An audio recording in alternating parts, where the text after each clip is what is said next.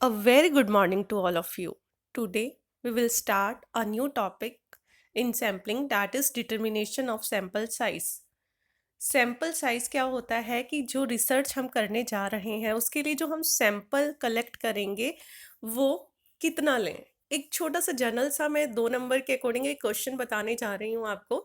2 तरह के sample size generally पूछे जाते हैं, एक लार्ज सैंपल साइज़ और एक स्मॉल सैंपल साइज़। जब हम 30 से कम सैंपल साइज़ लें ना, 30 या 30 से कम, तो वो क्या हो जाएगा हमारा स्मॉल सैंपल साइज़, और 30 से ज़्यादा लें तो वो हो जाएगा लार्ज सैंपल साइज़। ये मोटी मोटी सी बात अपने दिमाग में बिठा लेना। उसके बाद हम पढ़ेंगे डिटेल में अपना chapter determination of sample size. देखिए, सैंपल साइज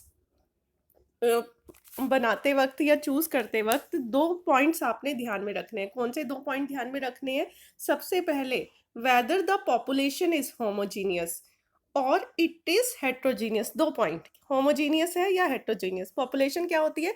जहां से हमने सैंपल उठाना है।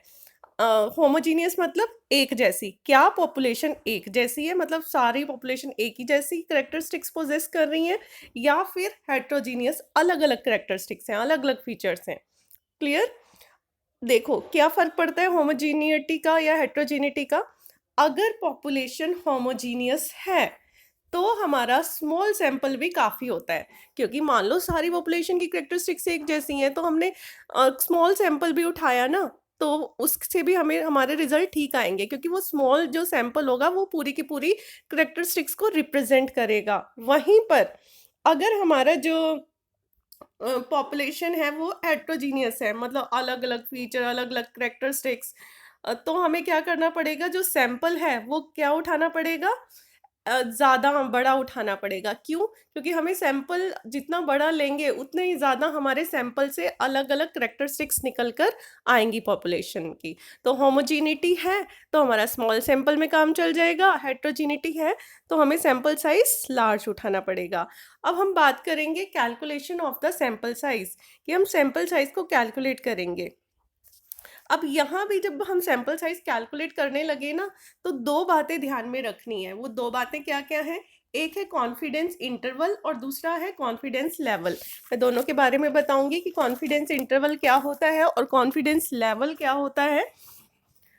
जो कॉन्फिडेंस इंटरवल है वो क्या होता है? Margin of error. Margin of error मतलब जो हमने सैंपल लिया उसमें गड़बड़ होने के चांसेस कितने हैं, मतलब कितना जो हमने सोचा है उससे ऊपर नीचे कितना रिजल्ट जा सकता है।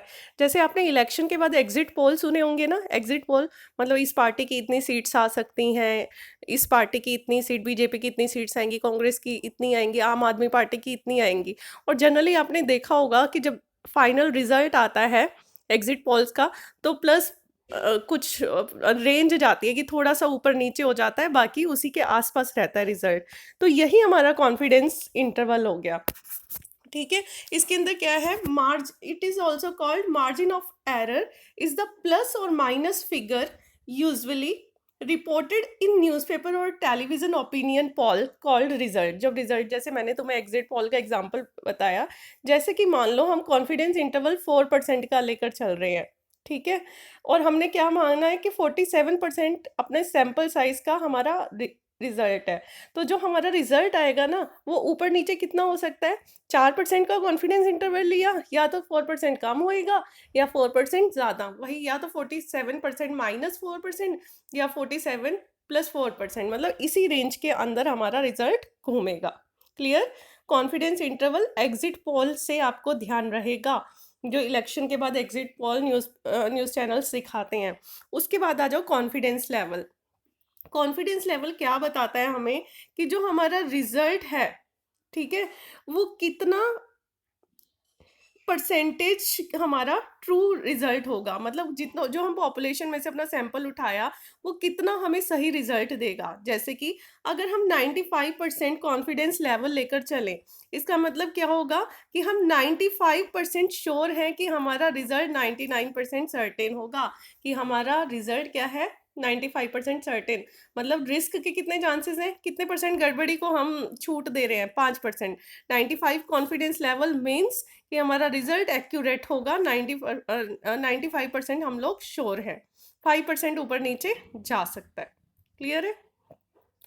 उसके बाद आते हैं हम मेन पॉइंट पे, फॉर्मूले पे। डिटर्मिनेशन ऑफ सैंपल साइज, कि हम सैंपल साइज को कौन से फॉर्मूले से डिटरमाइन करेंगे। फॉर्मूला हो जाता है X mean plus Z plus root P by root N. N है ये, N for no, N. X mean क्या है, यहाँ पर जो सैंपल उठाया उसका मीन। जेड क्या है, the value of standard variant at a confidence level. जैसे 95%, 5% पे अगर ये टेबल देखोगे ना जेड की, ये टेबल होती है, जैसे हमारी लॉग टेबल होती है ना, वैसे ये टेबल होती है। तो वहाँ पर इसकी वैल्यू होती है 1.96, तो यहाँ जेड की जगह 1.96 भी लिख सकते हो।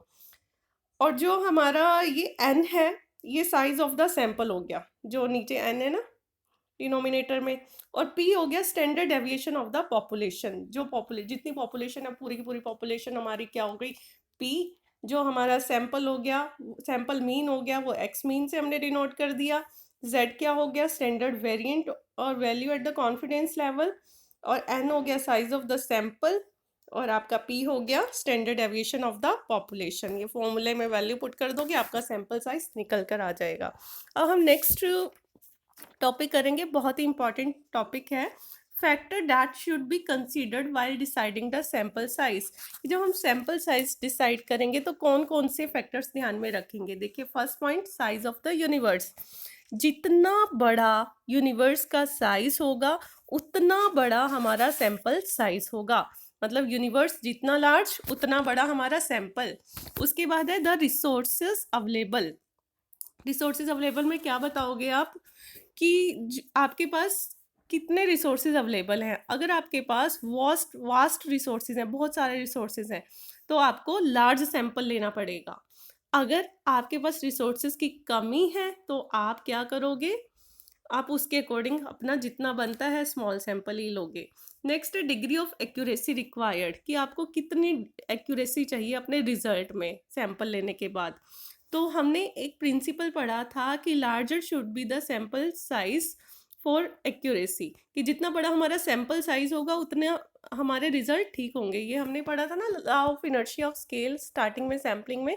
तो वो यही है कि जितना लार्ज हमारा सैंपल साइज होगा उतने एक्यूरेट हमारे रिजल्ट होंगे, और जितना स्मॉल होगा उतने एरर के चांसेस ज़्यादा होंगे। होमोजीनिटी और हेट्रोजीनिटी का तो मैंने आपको बताया ही है। होमोजीनिटी और heterogeneity of the universe, homogeneous nature की है पॉपुलेशन या यूनिवर्स तो हमारा स्मॉल सैंपल में भी काम चल जाएगा। और वहीं हेट्रोजीनिटी है तो हमें लार्ज सैंपल उठाना पड़ेगा। उसके बाद है nature of the study. Nature of the study मतलब क्या आप इंटेंसिव स्टडी करने जा रहे हो, मतलब बहुत ही बारीकी से स्टडी करने जा रहे हो, और कॉन्टिन्यूस स्टडी है तो आपको क्या करना पड़ेगा, आपके लिए स्मॉल सैंपल भी सुटेबल है। पर अगर आपकी स्टडी इस तरीके की है, रिसर्च की जो रिपीटेड नेचर की है और एक्सटेंसिव है नेचर में, तो आपको लार्ज सैंपल उठाना पड़ेगा। फिर है मेथड ऑफ सैम्पलिंग एडॉप्टेड, कि आप ना सैम्पलिंग का कौन सा मेथड यूज़ कर रहे हो। अगर आप सिंपल रैंडम सैम्पलिंग यूज़ कर रहे हो तो आपको बड़ा सैंपल साइज चाहिए होगा। वहीं पर अगर आप नॉन रैंडम सैम्पलिंग मतलब सोच समझ कर ले रहे हो डाटा, तो आप स्मॉल सैंपल भी चूज़ कर सकते हो। उसके बाद आता है नेचर ऑफ रिस्पोंडेंट, कि रिस्पोंडेंट की नेचर क्या है। रिस्पोंडेंट जिससे आप रिस्पॉन्स मांग रहे हो, जहाँ पर हमारे पास लार्ज नंबर ऑफ रिस्पोंडेंट होते हैं और कोऑपरेट नहीं करते, तो हमें क्या करना पड़ेगा, उन्हें वापस से क्वेश्चनेयर भेजना पड़ेगा। तो हमें वहाँ पर क्या करना पड़ेगा, लार्ज सैंपल सेलेक्ट करना पड़ेगा। अगर हमें रिस्पोंडेंट रिस्पॉन्स दे देते हैं तो हमारा स्मॉल सैंपल में भी काम चल जाता है। अगर हमें पता है कि हमारे सारे के सारे रिस्पॉन्स काम नहीं आएंगे तो हमें वहाँ पर लार्ज सैंपल सेलेक्ट करना पड़ेगा। तो यहाँ पर हमारा सैंपल साइज वाला टॉपिक फिनिश होता है। Thank you so much.